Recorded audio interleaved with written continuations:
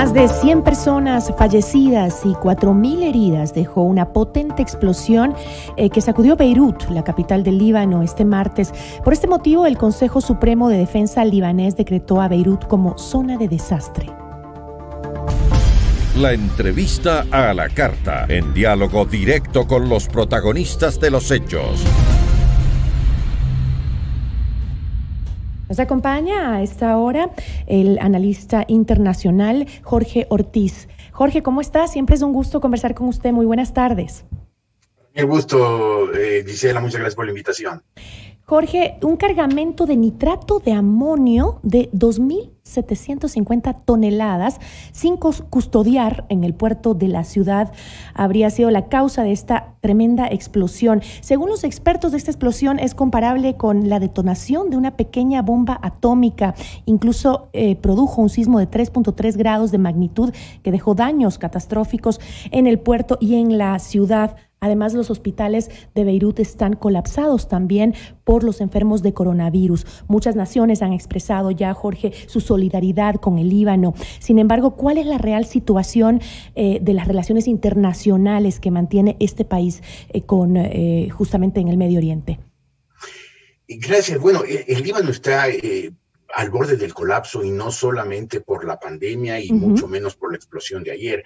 El Líbano tiene una situación de conflicto muy grave, yo diría que desde el año 2006. Pero, rápidamente, hubo una guerra civil muy sangrienta entre 1975 y 1990. Después el Líbano hizo un enorme esfuerzo por recuperarse, por reconstruirse después de la guerra. Y en el año 2006, 15 años, 16 años de reconstrucción habían dado el resultado. El Líbano era otra vez un país pujante, un país fuerte, la joya del Medio Oriente, pero en el año 2006 estalló una guerra en su territorio por el grupo Hezbollah. El grupo Hezbollah es un grupo chiita, musulmán, chiita radical, que está peleando que se ha tomado el sur del país, el sur del Líbano, cerca de la frontera con Israel.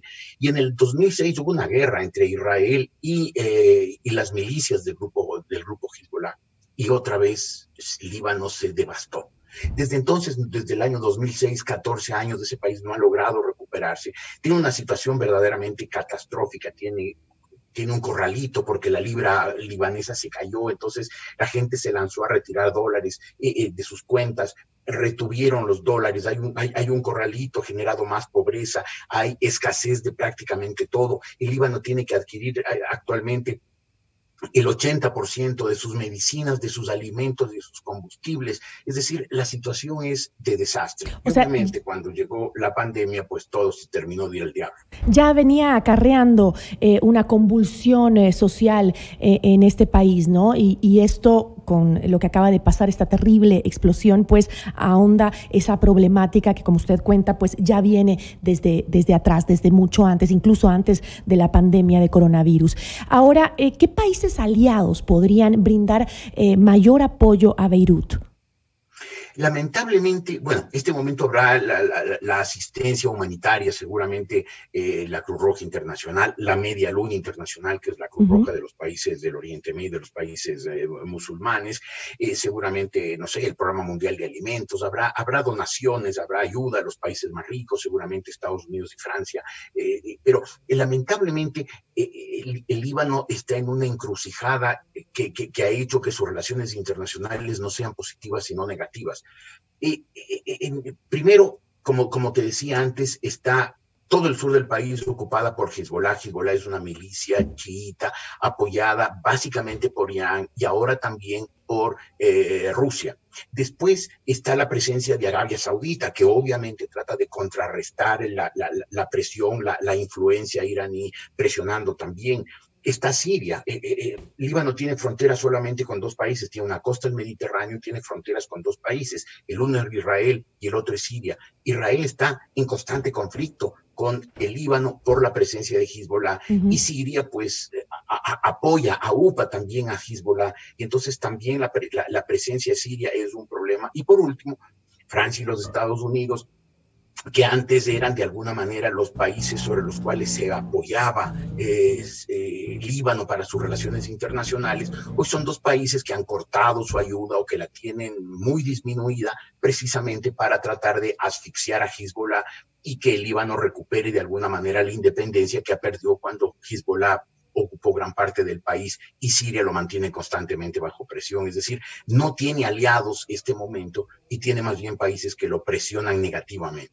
O sea, esto simplemente llega para hacer más dramática la situación del Líbano. Ahora, hablando específicamente de lo que acaba de pasar, de esta explosión que según ya han confirmado es del almacenamiento de nitrato de amonio en el puerto de la ciudad de Beirut. Ahora, este nitrato de amonio, según estaba leyendo, pues se usa para fertilización también, pero a la vez se usa como un potente explosivo. ¿Cuáles son las leyes o las normas internacionales para poder almacenar este tipo de material? Cualesquiera que sean, es evidente que en el Líbano, con este caos institucional que está padeciendo desde el año 2006, no se están cumpliendo. Y evidentemente este nitrato de amonio ha sido almacenado en el puerto de Beirut sin ninguna seguridad. Al contrario, se ha permitido que eso sea manejado de la manera más irresponsable y esté almacenado una cantidad tan grande que obviamente pudo haber causado una explosión. En todo caso, el único alivio que hay de todo esto es la aparente certeza de las autoridades de que no hay un intento terrorista de por medio, que fue una explosión por el pésimo manejo de sustancias explosivas, de sustancias inflamables, que es, como te decía Gisela, es el resultado de un país que ha caído en el caos institucional, que desde el año 2006 es un país que ya no tiene soberanía, cuya economía se desploma y que tiene un problema político interno gravísimo, gravísimo, y es que es un país que tiene cuotas confesionales. Hay 18 grupos religiosos, y los tres más grandes, que son los cristianos maronitas, los sunitas, los musulmanes sunitas y los musulmanes chiitas, tienen desde la independencia del Líbano en 1943 un reparto de poderes que al principio parecía que le daba un equilibrio al país. El presidente de la República tiene que ser cristiano maronita, el primer ministro tiene que ser musulmán sunita y el presidente del parlamento musulmán chiita. Ese reparto del poder parecía correcto, pero han pasado los años, la independencia fue en 1943, han pasado muchos años, hay un cambio demográfico enorme, hay 400,000 refugiados palestinos, hay 1,5 millones de refugiados sirios que son sunitas. Entonces ese equilibrio se rompió y ahora las disputas por el poder son todos los días y no son disputas entre la derecha, entre la izquierda, entre conservadores y liberales, entre socialistas. Es una disputa entre confesiones religiosas. Que es mucho más difícil. Mucho más complicado. Exacto, exacto. Ahora, como usted lo dice y según varios analistas, pues a todo esto que nos acaba de contar, esto que acaba de pasar, la explosión, va a tener importantes consecuencias a la economía de este país que ya venía afectado, como usted nos cuenta, con toda esta convulsión social, religiosa, política. ¿Qué opciones tendrá que buscar el gobierno libanés para sobrellevar los estragos ahora del tema de la explosión que los deja en una peor situación ya ahora económica? Parecería que antes de solucionar la situación económica tienen que solucionar la situación política, porque, por ejemplo, las negociaciones con el Fondo Monetario Internacional se interrumpieron fracasando a comienzos de este año. El gobierno libanés había pedido un auxilio al Fondo Monetario Internacional, pero obviamente en esa crisis institucional, en esa disputa diaria por el poder entre la presidencia de la República, la jefatura del gobierno y la jefatura del Parlamento, pues no se lograron los acuerdos necesarios para ofrecerle un programa sensato al Fondo Monetario y el Fondo Monetario dejó de negociar. Entonces, mientras no se logre solucionar la crisis política, mientras no se logre un acuerdo de convivencia, de reparto sensato del poder como se logró en 1943 cuando el Líbano se independizó de Francia, No habrá manera de pedir ayuda a nadie. Y Pero mientras tanto, el Líbano es un país sujeto a todas las intervenciones extranjeras. Es un es... país muy pequeñito, tiene Ujú, 10.500 kilómetros cuadrados, pero tiene una ubicación estratégica. ujú. Geopolíticamente es un país clave porque está en el extremo oriental del mar Mediterráneo, en un lugar muy conflictivo. Y entonces, todos los países intentan tener influencias. Esas influencias del Líbano mucho tiempo los negoció a su favor. Es decir, recibía presiones, pero a cambio lograba estabilidad. El Líbano era el centro financiero del Oriente Medio, le decían la Suiza del Mediterráneo. Ujú. Era un país estable, era un país con una prosperidad enorme, Beirut era una ciudad luminosa. Es un país muy antiguo, es el país de los cedros, la joya del cantar de los cantares. Pero claro, ese reparto del poder se fue rompiendo y este momento, con ese caos político interno, con esa falta total de acuerdos internos, es imposible negociar ayuda exterior. O sea, este momento el panorama para el Líbano es absolutamente ¿Es negro y imposible encima lleno de entonces? nubarrones. ¿Usted cree que es imposible que la comunidad internacional envíe algún tipo de ayuda o apoyo económico al Líbano pese a las circunstancias de lo que hoy ha pasado y de la pandemia? ¿No hay manera Bueno, de que la comunidad internacional pueda enviar algún tipo de ayuda económica ayuda o un humanitaria apoyo? llegará pronto, seguramente ya está Ujú, llegando y probablemente de manera caudalosa.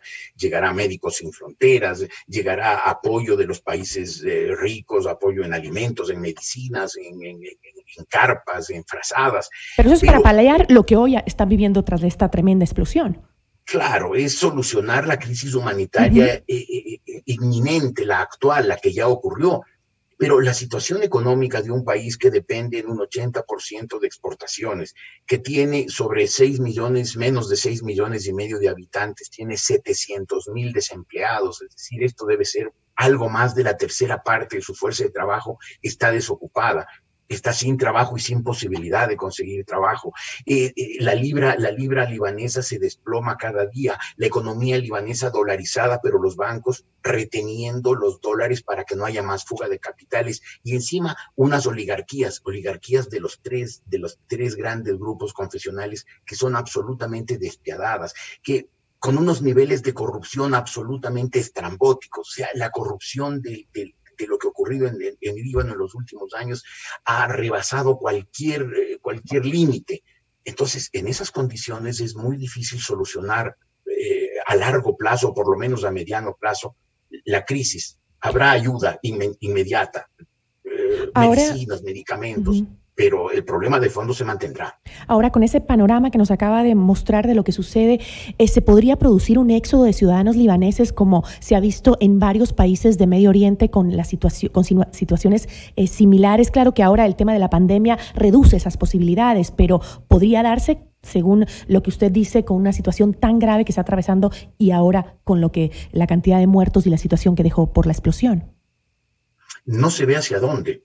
El Líbano ha sido históricamente un país más bien un país de acogida, no un país de expulsión de población, sino más bien de acogida.